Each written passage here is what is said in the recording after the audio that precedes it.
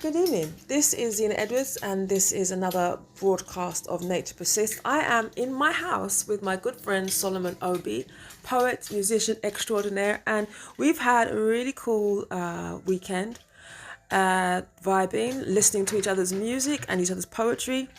We were in the park just a little while ago, taking in some of the birds. And Solomon was there. What were you doing out there in the green space where we were just now? Some rhythm work on like a makeshift drum kit that I've been working on last few weeks. Okay, so being in an open air space rather than being in a room or in a studio space, how was that for you? Yeah, that's my preferred space to be. I think it's just naturally more space to think and to breathe. Sun on your face, grass under your feet. Um, yeah, definitely where I choose to be rather than inside if I can. Yeah. So when it comes, we've been talking actually today about the elements themselves, and Nature Persists in itself is a project where we're looking at urban nature, where the natural world meets the city, the urban environment, and how it teaches us, how it can teach us about our humanity, how we're connected and how we're disconnected from the earth herself.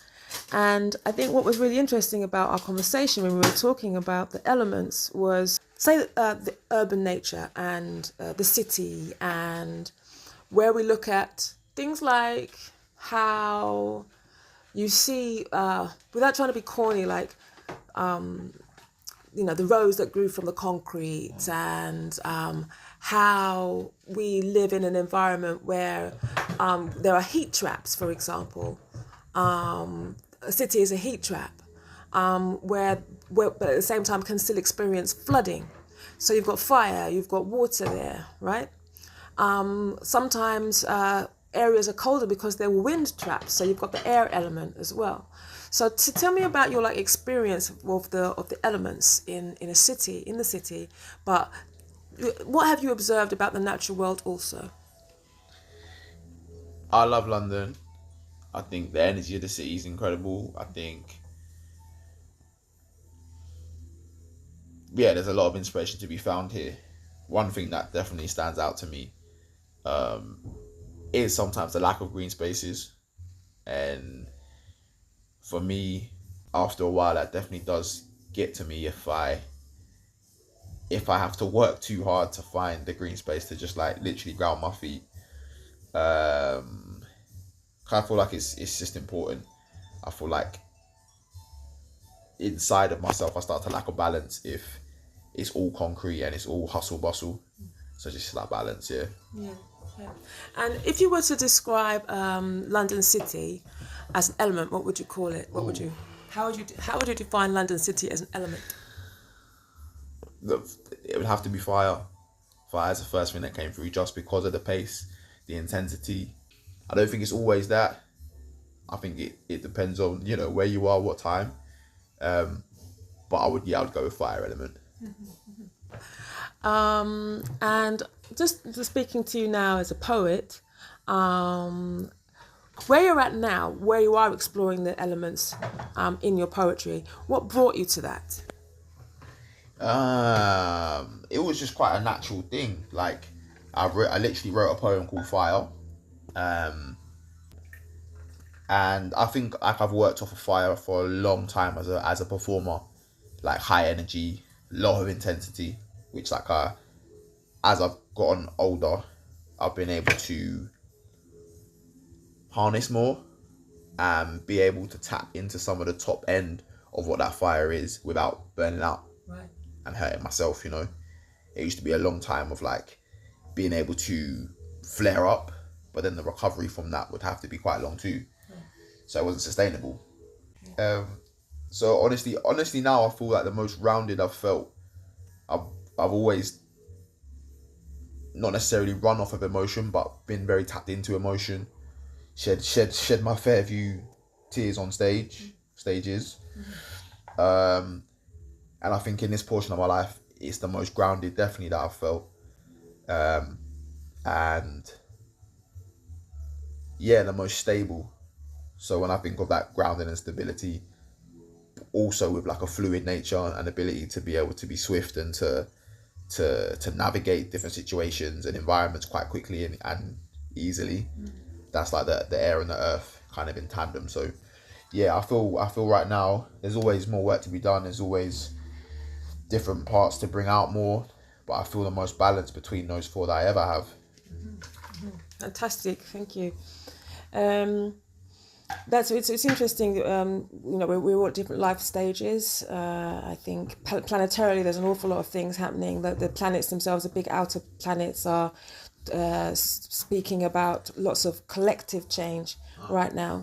And yet there's all the individual stories within the collective changes. So how would you tell me about your experience, say, for example, with the natural, because you're from Bristol. So tell me what your experience with the natural world in the city of Bristol would have been like while you were growing up and becoming a poet, finding yourself as a poet. I have this memory of going through going through quite a tough time mentally, and things breaking down so that new things could be born, even though I might not have been as aware of it at the time. And when the city started to feel claustrophobic, I remember going to this one really open park, and it must have been like 4 or 5 in the morning, so just in between night and sunrise, and just standing in the middle of this park and embracing embracing feeling really big and really small at the same time.